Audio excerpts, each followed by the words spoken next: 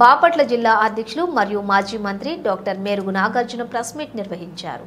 పరిపాలన జరుగుతూ ఉంది. పాపం వారు ఒక ట్వీట్ చేశారు. ఆయన ట్విట్టర్లో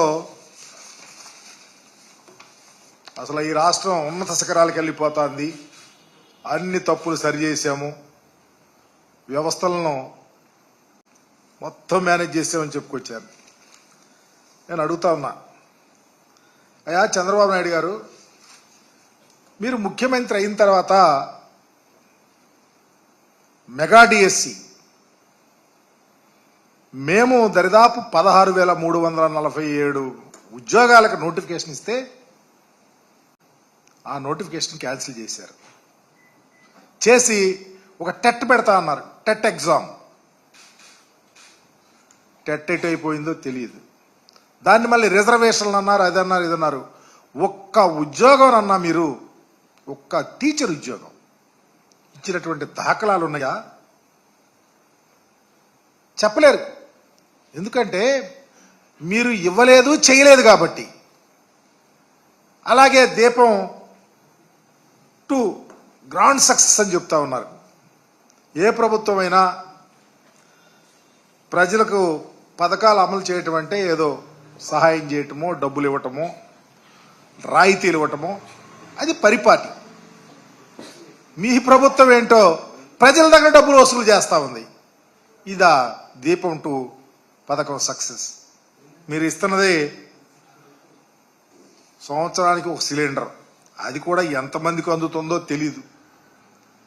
మేము 2.72 లక్షల కోట్ల రూపాయలు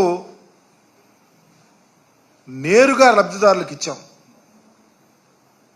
ఎప్పుడన్నా మీ చరిత్రలో ప్రజలకు, లబ్ధిదారులకు డైరెక్ట్గా మీరు సహాయం చేసిన దాఖలాలు చెప్పగలుగుతారా? ఈరోజు రాష్ట్ర వ్యాప్తంగా 1.54 కోట్ల మందికి దరిదాపు 4,115 కోట్ల రూపాయలు దీనికి అవసరమైతే 895 కోట్ల రూపాయలు వెచ్చించారంటే దీన్ని ఒక సిలిండర్ ఇచ్చి దీన్ని పథకం అంటారా? ఇది సక్సెస్సా? ఎవరిని మభ్యపెట్టడానికి, ఎవరిని మోసం చేయటానికి ఈ యొక్క పగల్పాలు పలుకుతారని అడుగుతా ఉన్నా. చివరికి అన్నా క్యాంటీన్లు చెప్తారు, సందాలు వసూలు చేసి భోజనాలు పెడతారు. అది కూడా భోజనం ఒకసారి వెళ్ళిన వాళ్ళు రెండోసారి తింటాకి వెళ్ళరు. ఇది పరిస్థితి. దీనికి మేమేదో భోజనాలు పెడతా ఉన్నారని ఇంత దయనీయమైనటువంటి పరిస్థితిలో మీ పరిపాలన ఉంటే చివరికి పేదలు, వృద్ధులు, వికలాంగులు, వితంతువులు, మహిళలు పెన్షన్ని దాదాపు 66,34,000 పెన్షన్లు మేము అప్పుడు ఇస్తా ఉంటే దాన్ని 63 లక్షలు కుదించారు. కలెక్టర్ కాన్ఫరెన్స్లో మీ స్వయాన మీ మంత్రి చెబుతున్నాడు 10 లక్షలు పెన్షన్లు తీసేయాలని.